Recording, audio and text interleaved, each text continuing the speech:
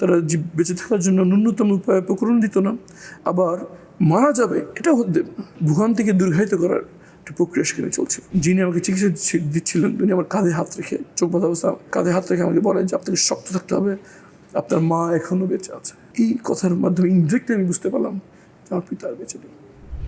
আমাকে যখন 3 মাস হয়ে গেল, যখন উপলব্ধি করলাম যেটা সাধারণ বন্দি নয়, এটি গুম, তখন আমার 3 মাস পার হয়ে গিয়েছে। কেন 3 মাস? কারণ আমি জানতাম যে বিএনপির একজন শীর্ষ নেতা সালাউদ্দিন সাহেব, ওনাকে গুম করার 3 মাস পর ভারতে ছেড়ে দেওয়া হয়েছিল। তো আমি মনে মনে এই সান্ত্বনা দিচ্ছিলাম নিজেকে যে এখন পর্যন্ত 3 মাস নিখোঁজ থাকার পর মানুষ বের হয়ে আসার একটি রেকর্ড রয়েছে, হয়তো এর মধ্যে আমার ব্যাপারে একটা সিদ্ধান্ত আসবে।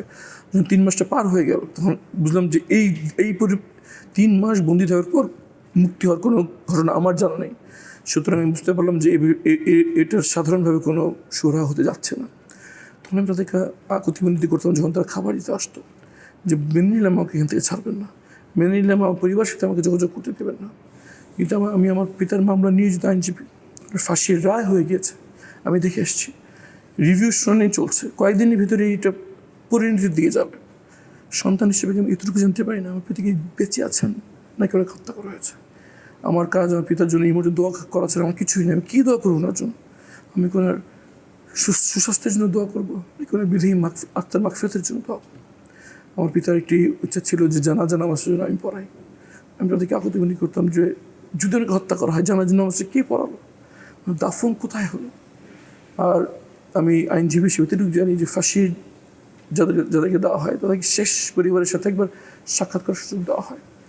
আমার শ্রদ্ধেয় পিতা, যার জন্য আমি আদালতে সংগ্রাম করছিলাম, আদালতের বাইরে আন্দোলন করছিলাম, শেষ সাক্ষাৎ উনি আমার ব্যাপারে কী বলে গেলেন, এতটুকুই সন্তান হিসেবে আমার জানার অধিকার নাই। এই আকুতি মানিতে আমি আমাকে যারা বন্দিকে রেখেছিল তাদেরকে বারবার বলতাম, উত্তরের তারা শুধু একটি বলতো যে আমরা কিছুই বলতে পারবো না, উপরের নির্দেশ। আমার মনে আছে প্রায় 3 বছর পর আমি প্রায় অসুস্থ হয়ে পড়তাম, মানসিকভাবে তো এটা নেওয়ার সুযোগ নেই, প্রায় মানসিকভাবে অসুস্থ হয়ে পড়তাম, শারীরিকভাবে অসুস্থ হয়ে পড়তাম। একবার ঠিক এরকমই হলো যে আমি প্রচণ্ড অসুস্থ হয়ে পড়লাম, আমার খিঁচুনির মতো হচ্ছিল। সেখানে নিয়োজিত মজার ব্যাপার হচ্ছে আমি যেখানে বন্দি ছিলাম সেখানে একটি হাসপাতালের সকল ব্যবস্থা ছিল। একজন MBBS ডাক্তার 24 ঘন্টা থাকতেন এবং মেডিকেল প্রশিক্ষিত গার্ডের মধ্যে যারা এমন কিছু ব্যক্তি ছিল যারা মেডিকেলি ট্রেন্ড।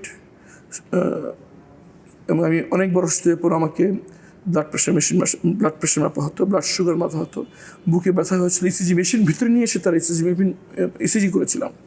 আমি এখান থেকে বুঝতে পেরেছি যে একটি হাসপাতালের সকল সুযোগ সুবিধা সেখানে ছিল, কিন্তু তারা ততটুকুই দিত যতটুকু একজন বন্দীকে জীবিত থাকার জন্য প্রয়োজন। তারা বেঁচে থাকার জন্য ন্যূনতম উপায় উপকরণ দিত না, আবার মারা যাবে এটাও দেব না। মৃত্যুকে দীর্ঘায়িত করে ভোগান থেকে দীর্ঘায়িত করার একটা প্রক্রিয়া সেখানে চলছিল। 3 বছর আনুমানিক আমার 3 বছরের মাথায় প্রচণ্ড অসুস্থ হয়ে খিচুড়ি হচ্ছিল। তখন আমি দেখলাম যে আমার অনেকজনের গলা চোখ ব্যথা অবস্থায় আমি আওয়াজে বুঝতে পেরেছি যে আমি যেখানে বন্দি এখানে আশেপাশে অনেকজন লোক আছে। কথাবার্তায় বুঝতে পারলাম কিছু উচ্চপদস্থ লোক আছে, কথাবার্তায় অন্য স্যার বলে তাদেরকে সম্বোধন করছে। তখন আমি এই সুযোগটা নিলাম, নিয়ে বললাম যে আমাকে বাঁচিয়ে রাখা হচ্ছে কি জন্য? হয় আমাকে মানুষের মতো বাঁচার সুযোগ দেওয়া হোক, একটা ঘড়ি দেওয়া হোক যেন আমি 5 ওয়াক্ত নামাজটা পড়তে পারি।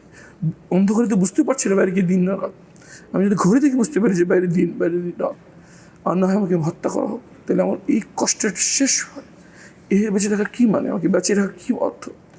তখন যিনি আমাকে চিকিৎসা দিচ্ছিলেন তিনি আমার কাঁধে হাত রেখে, চোখ বাঁধা অবস্থা কাঁধে হাত রেখে আমাকে বলেন যে আপনাকে শক্ত থাকতে হবে, আপনার মা এখনও বেঁচে আছে।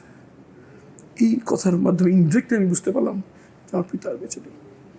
এরপর আমি পূর্ণাঙ্গ তথ্য আমি জানতে পারি যখন মুক্ত হই, পরিবারের সাথে আবার ফিরে আসে। তখন আমি জানতে পারি আমার পিতাকে কখন হত্যা করা হয়েছিল, কীভাবে হত্যা করা হয়েছিল, কোথায় দাফন করা হয়েছিল। আমি ভিতরে থাকার পরে 8 বছর কোনো তথ্যই আমি পাই। এই কথার মাধ্যমে ইনডিরেক্টলি বুঝতে পেরেছি যে আমার পিতা জীবিত নেই, তাও 3 বছর পর।